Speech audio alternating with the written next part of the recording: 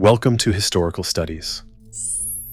In this video, we delve deeper into the mysterious disappearance of Flight MH370 and look at what the evidence really says. Even 12 years later, the disappearance of Malaysia Airlines Flight MH370 still feels hard to believe. A Boeing 777 with 239 people on board took off from Kuala Lumpur, heading to Beijing on March 8, 2014. Not long after takeoff, it stopped communicating, and it seemed to disappear. But this is not a story with no evidence at all. Investigators did find important clues. Radar data showed the plane changed course. Satellite signals suggested it kept flying for hours.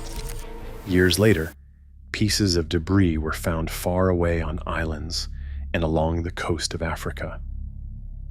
So the real mystery is not whether MH370 left clues behind. It did. The mystery is why it changed course, who or what caused it, and why the main wreckage still has not been found. That is what still makes this case so disturbing today.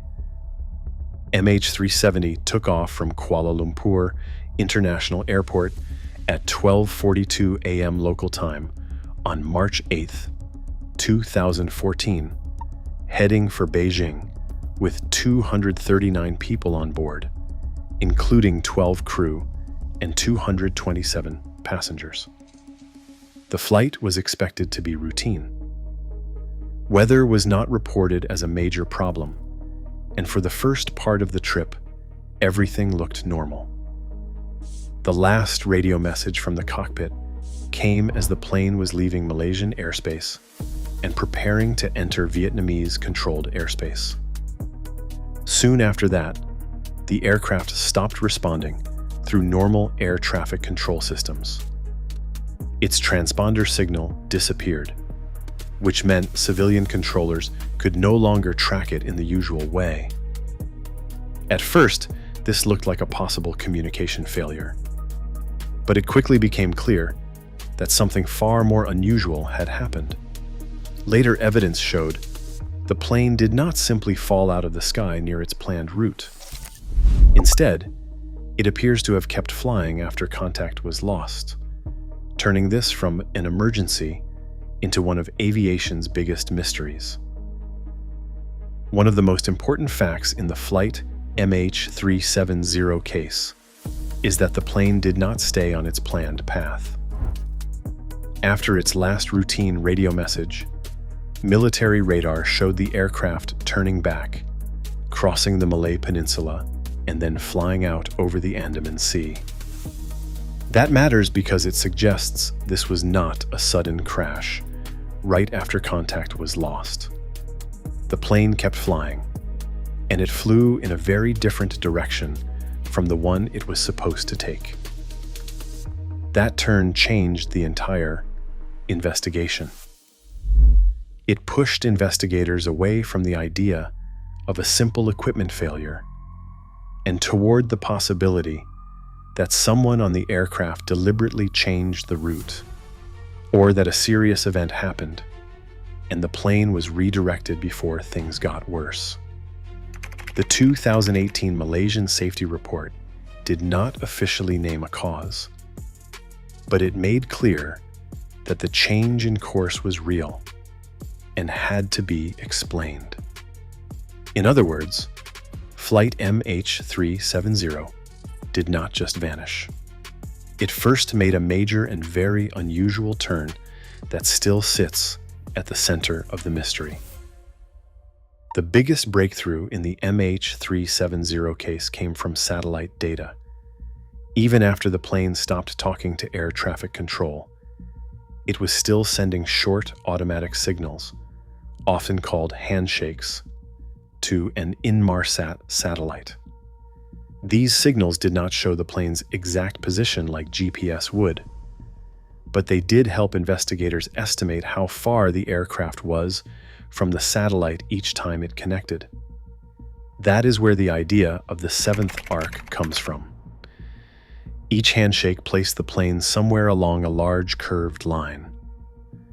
By looking at several of these handshakes together, along with the timing and frequency changes in the signals, investigators concluded that MH370 most likely flew south for hours into the southern Indian Ocean.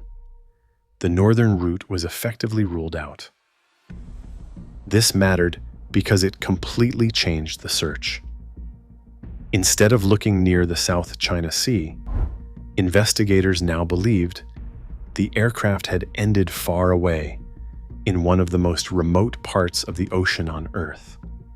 That still did not reveal the exact crash site, and it did not explain why the plane went there. But it did give investigators their strongest piece of evidence about the flight's final path. Without the satellite data, MH370 might have remained almost impossible to track at all. For a long time, people said MH370 left no trace. That is not true. The strongest physical evidence came in July 2015, when a flight from a Boeing 777 was found on Reunion Island. Investigators later confirmed it came from MH370. Other pieces found in places like Tanzania, Mozambique, and nearby parts of the Western Indian Ocean were also confirmed or judged highly likely to be from the aircraft. This matters because it proves the plane ended up in the Indian Ocean, not hidden at a secret airport, and not lost somewhere close to its original route. The debris also supports the broader search picture built from the satellite data. But the debris has limits. It does not tell us exactly where the main wreckage is. It does not clearly show what happened inside the cabin or cockpit, and it does not prove a motive. So while the debris answers one big question, whether the aircraft was lost at sea, it still leaves the biggest human questions unanswered. The search for MH370 became one of the biggest and hardest hunts in aviation history. Early on, search teams looked in the South China Sea, close to the plane's planned route.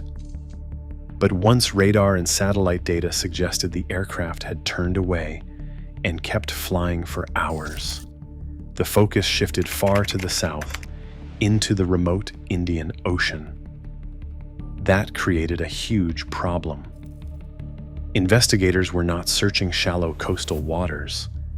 They were looking across an enormous stretch of deep ocean, in an area with rough weather, steep underwater terrain, and very little room for error.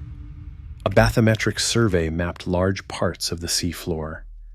The main underwater search eventually covered about 120,000 square kilometers, but still found no confirmed wreckage. That failure did not mean the plane was not there.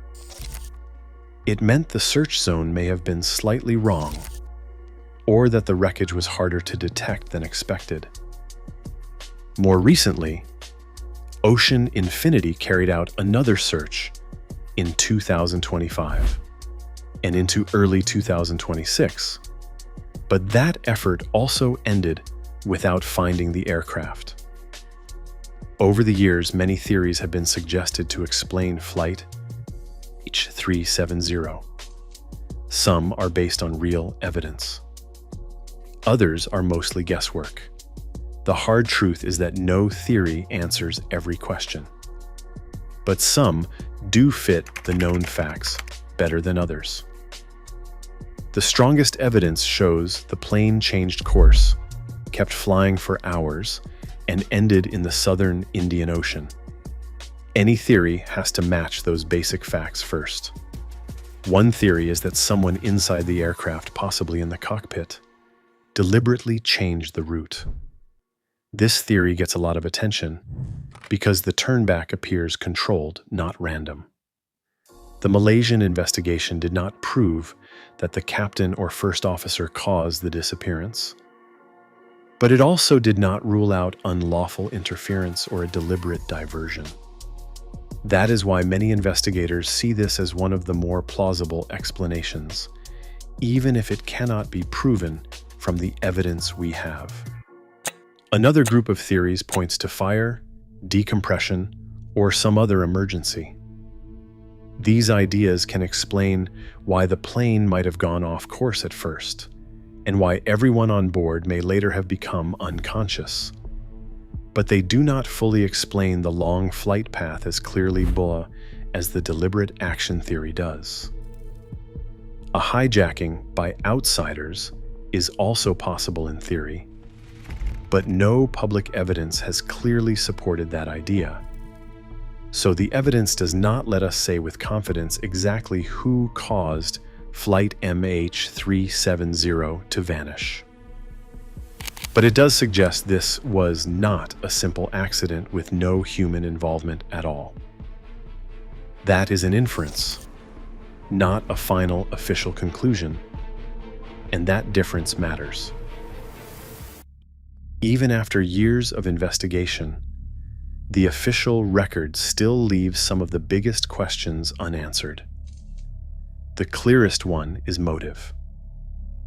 Investigators said there was not enough evidence to say, with certainty, why MH370 turned away from its planned route and flew on toward the southern Indian Ocean. They also said the change in flight path likely involved manual inputs, but they could not say who made them or exactly what happened in the cockpit. Another major problem is that the main wreckage has still not been found. That means investigators have not been able to examine the flight data recorder or the cockpit voice recorder, which are usually the most important tools in solving an aviation case. Without those, the final minutes of the flight remain unclear. So the official record gives us a strong outline of what likely happened to MH370, but not the final answer to why it happened. More than a decade after MH370 disappeared, the search is still not fully over. Malaysia agreed to let Ocean Infinity restart the hunt in 2025 under a no-fine, no-fee deal, with the company set to be paid only if it found the wreckage. The new mission focused on another targeted area in the southern Indian Ocean, based on updated analysis and older evidence. But by early 2026, that renewed search had still not found the aircraft. Reports said Ocean Infinity covered about 7,571 square kilometers during 2 recent search phases, and families of the victims then urged Malaysia to extend the effort beyond June 2026. This search remained not found. What this means is simple: MH370 is still unsolved, but not forgotten. The case remains active because families, investigators, and search teams still believe the wreckage can be found. And if it is found, it could finally answer the questions that have lasted since March 8th, 2014.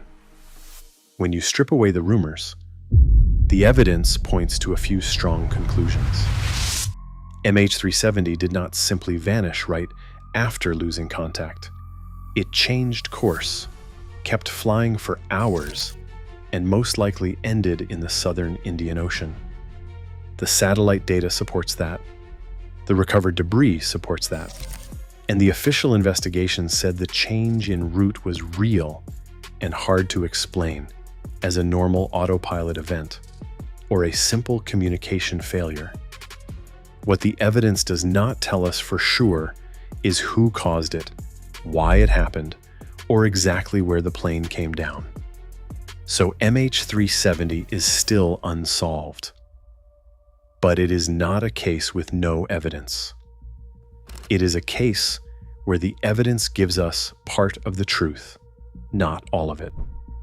MH370 remains one of the most disturbing aviation cases in modern history, not because there is no evidence, but because the evidence stops just short of a final answer. Until the wreckage is found, the world is left with a mystery that is partly solved and painfully unfinished. Thank you for watching. Don't forget to like and subscribe. See you in the next video.